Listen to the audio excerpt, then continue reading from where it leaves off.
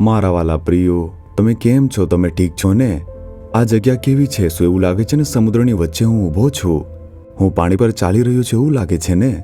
કેવળ ઈસુ જ પાણી પર ચાલી શકે છે. જો આમ કહો તો આપણે ચાલી શકીએ છીએ. શું પતરસ પણ ચાલ્યો ન હતો? હું પ્રભુ વિશ્વાસ કરું છું, હું પાણી પર ચાલીશ એમ કહ્યું. તે ઈશુએ કહ્યું તેથી ચાલ્યો. એવું જ થયું હતું. એમ કહેવું કે હું પણ પાણી પર ચાલીશ એક પ્રકારનો તે જાદુ છે. તેમાં કોઈ પણ ફાયદો નથી. ઈસુ ખ્રિસ્ત એવું કોઈ કાર્ય કરતા નથી. પરમેશ્વર તે કુદરતની બહાર ચમત્કારો કરી શકે છે. હા, તે કરી શકે છે, એવું કરી શકે. પરંતુ આપણે જાણવું જોઈએ કે શું તેમની ઈચ્છા છે, શું તે આ તેમની ઈચ્છા છે. તો જ પરમેશ્વર આપણા જીવનમાં તે બાબતને પૂર્ણ કરવાના છે. આપણે ઈશુનો તંત્રમંત્ર કરવાવાળો કે જાદુગર તરીકે ઉપયોગ ન કરવો જોઈએ. જો હું ઈશુનું નામ લઈને કહીશ કે હું ઉડીશ, હું ચાલીશ, હું આ કરીશ અને હું તે કરીશ, આપણે આવું બોલવું કે કામ ન કરવું જોઈએ.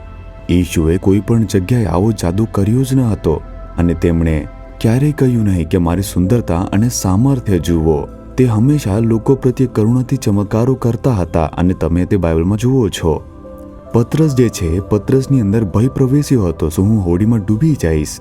જો હું ઈસુ ખ્રિસ્ત પાસે જઉં તો હું સુરક્ષિત રહેવાનો છું. પ્રભુ, જો તે તમે છો તો હું પાણી પર ચાલીને તમારી પાસે આવીશ. હું સુરક્ષિત રહીશ. અને કારણ કે તેમણે તે પૂછ્યું, તેમની ઈચ્છા પૂર્ણ કરવા, તેમના ડરને પરિવર્તિત કરવા. ઠીક છે, આવ. આવી રીતે પ્રભુએ તેમને બોલ્યો, આવું કેમ છે? હું તો એક શિક્ષક છું, તું શિષ્ય છે. હું આ કરી શકું છું, તમે આ બધું કરી શકતા નથી. શું ઈસુએ આમ કહ્યું? નહીં. તે પોતાનો પ્રેમ વ્યક્ત કરે છે. હું તમારો પિતા છું. હું ઈચ્છું છું કે મારા બાળકો તે મારા કરતાં વધુ સારા કાર્યો કરે. શું એટલા માટે પ્રભુએ કહ્યું નથી, જે મારામાં વિશ્વાસ કરે છે તે મારા જેવા કાર્યો કરી શકે છે? તમે આના કરતાં વધારે કાર્ય કરી શકો છો. તમે આના જેવા પરમેશ્વર કોઈ જોઈ શકતા નથી. શું તમે તમારા બાળકો તમારા કરતાં મહાન કાર્ય કરે તેવું તમે જોવા માટે ઈચ્છતા નથી? તે ઈશુની ઈચ્છા છે, તે જ ઈશુનો પ્રેમ છે. બાઇબલમાં જુઓ, શું ઈસુ ખ્રિસ્તનો પડછાયો કોઈના પર પડ્યો અને સાજો થયો? શું બાઇબલમાં આવું લખેલું છે? નહીં, પરંતુ પિતરના પડછાયા પડવાથી થયું. તો પછી પ્રભુ પોતાના બાળકોનો વધુ શક્તિશાળી રીતે ઉપયોગ કરવા માંગે છે અને તે જ ઈશુની ઈચ્છા છે. પ્રભુ તમને પણ આ રીતે પ્રેમ કરે છે. પ્રભુ તમને પણ આ રીતે ઉપયોગ કરવા માંગે છે.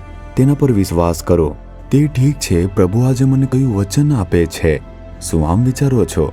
યશાયા તેના 61 અધ્યાયનું 7મું વચન, તમારી લાજના બદલામાં તમને બમણું મળશે. શું તમે લજ્જામાં છો? શું તમે એવી સ્થિતિમાં છો જ્યાં તમને લજ્જા આવે છે? મારા પરિવારમાં તેઓ મને અપમાનિત કરી રહ્યા છે. મેં કંઈ કહ્યું પણ તે થયું નહીં, તેથી હું શરમથી ઊભો છું. મારા કાર્યસ્થળમાં પણ મને લજ્જા આવી રહી છે. મેં કંઈ વચન આપ્યું તે પૂર્ણ કરી શક્યો નહીં. મેં કહ્યું હતું તે હું કરી શક્યો નહીં. હવે હું મારા મનમાં લજ્જિત અનુભવી રહ્યો છું. શું તમને પણ આટલી કોઈ તકલીફ છે? લેણદારો મારા પર દબાણ કરે છે, ખરાબ બોલી રહ્યા છે. આ જગ્યાએ મને શરમ આવે છે. મારું માથું નીચે થઈ ગયું છે. હું મારું માથું ઊંચું રાખી શકતો નથી. હું અંદર આવતા અને બહાર જતા બધાથી છુપાઈને જાઉં છું. હું લજ્જિત થાઉં છું. શું તમે આટલી તકલીફમાં છો? પ્રભુ કહે છે, મારા દીકરા દીકરી, તમારા લજ્જાને બદલે તમને બમણું સન્માન મળવાનું છે. હું એક ભાઈને ઓળખું છું. તે પ્રભુનો ઉદ્ધાર પામેલો અને પ્રાર્થના કરતો એક બાળક હતો. તે પ્રભુના સેવા કાર્યમાં મદદ કરતો. તે બધા માટે પ્રેમ બતાવતો, પ્રાર્થના કરતો અને સુવાર્તા વેચતો હતો. કારણ કે તેણે ઘર બનાવ્યું, તે દેવામાં ડૂબી ગયો હતો. તેથી લેણદારો તેના ઘરના પ્રવેશદ્વાર પર ઊભા રહેતા. તમે ઘર તો બનાવી લીધું, દેવું કેમ ચૂકવતા નથી? પ્રાર્થનાનો શું ઉપયોગ છે? જો કેટલાક લોકો આવી વાત કરશે, તેઓ કહેશે કે પ્રાર્થના કરવાનો, ઈશુને અનુસરવાનો શું ઉપયોગ છે? ઘણી નિંદા અને શરમ છે. એક શરમજનક પરિસ્થિતિ. તેથી એક દિવસ તેણે પોતાના દેવા લખ્યા. કોને કેટલું ચૂકવવાનું છે લખ્યું. તે પ્રભુની હાજરીમાં આવ્યો અને કહ્યું કે હે પ્રભુ, હું લજ્જામાં છું. પ્રભુ, મારે ઘણા બધા લોકોના દેવા ચૂકવવાના છે. લેણદારો ઘર સામે ઊભા છે. શું હું તમારો બાળક નથી? પ્રભુ, શું મેં તમારામાં વિશ્વાસ નથી કર્યો? મારા માટે ચમત્કાર કરો. મારા માટે ચમત્કાર કરો. તમે મારા માટે આ દેવા ચૂકવો. પ્રભુ, હું તમારો બાળક છું. શું પિતાએ પોતાના પુત્રના દેવા ન ચૂકવવા જોઈએ? તેમણે તે માલિકી સાથે સત્યતાથી પ્રાર્થના કરી. કારણ કે તે નિષ્ઠાપૂર્વક વ્યક્તિ હતો. તે તેની જરૂરિયાતો માટે પ્રાર્થના કરતો ન હતો. તે આત્માઓ માટે પ્રાર્થના કરે છે, સુવાર્તા માટે પ્રાર્થના કરે છે, નિષ્ઠાપૂર્વક પ્રાર્થના કરે છે. તેથી પ્રભુ એકદમ ગુસ્સે થઈ ગયા. મારા બાળકને કેવી રીતે લજ્જા આવી શકે? શું કોઈને પૂછપરછ કરીને આવવા દઈ શકું? પ્રભુએ એક જ મહિનામાં તેના બધા દેવા ચૂકવી નાખ્યા. એક મહાન ચમત્કાર. પોતાના વ્યવસાયમાં આટલા પૈસા કેવી રીતે કમાયા, દેવાની ચૂકવણી કેવી રીતે થઈ તે ખબર જ નથી. જ્યારે મેં તેની સાથે વાત કરી, મેં પૂછ્યું દેવું કેવી રીતે ચૂકવ્યું? શું તમે થોડી જમીન વેચી છે? શું તમે બીજા કોઈ પાસેથી ઉધાર લીધું છે? ના, તો પછી કેવી રીતે ચૂકવ્યું? મને ખબર નથી. પૈસા કેવી રીતે આવ્યા, મેં તેમને કેવી રીતે ચૂકવ્યા, મહિનામાં અંત સુધી બધું પૂરું થઈ ગયું. માત્ર એટલું જ નહીં, તેનો પોતાનો વ્યવસાય પણ સારી રીતે ચાલ્યો. તેઓએ તેની પુત્રીના લગ્નની વ્યવસ્થા પણ કરી હતી. અને એક શ્રીમંત માણસ પૈસાથી ભરેલી સુટકેસ લઈને ઘરે આવ્યો. હું વિદેશ જઈ રહ્યો છું, હું તમારી પુત્રીના લગ્નમાં આવી શકું નહીં. લગ્ન માટે ઘણા બધા ખર્ચા થવાના હશે. મારી પાસે થોડા લાખ રૂપિયા છે, તમે તે રાખો, તમારે વ્યાજ ચૂકવવાની જરૂર નથી. જ્યારે પણ તમને તે મળે ત્યારે મને પાછો આપી દો. હું તમારા વિશે જાણું છું, તમે એક પ્રામાણિક માણસ છો, ન્યાયી માણસ છો, તેથી હું તમને આ આપવા આવ્યો છું.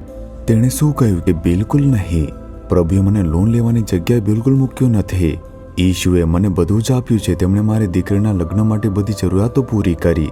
હું તમારા પ્રેમથી ખૂબ જ ખુશ છું. તમે મને મદદ કરવા માટે ઘરે આવ્યા છો.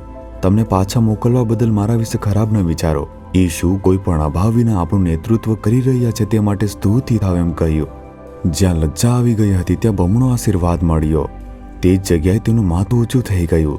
તેઓ તેમની પુત્રીના લગ્ન કોઈ પણ અભાવ વિના સારી રીતે કરી શક્યા અને તેમની લજ્જાને બદલે તેમને બમણું સન્માન પણ જીવનમાં મળી ગયું. તમારા ઘરમાં તે થશે, તમારા જીવનમાં તે થશે. પ્રભુ તે કરશે. તેમણે વચન આપ્યું છે ને, લજ્જાને બદલે તમને બમણું સન્માન મળશે મારા દીકરા. લજ્જાને બદલે તમને બમણું સન્માન મળશે દીકરી. પરંતુ શું પ્રભુ સાથેનો આપણો સંબંધ અકબંધ છે?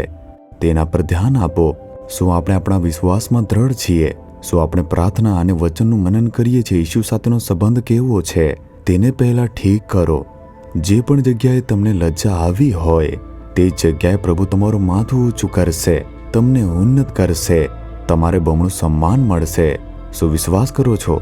તમને આજે તે પરિવર્તન જોવા મળશે. તેમણે આજથી કામ કરવાનું શરૂ કરી દીધું છે.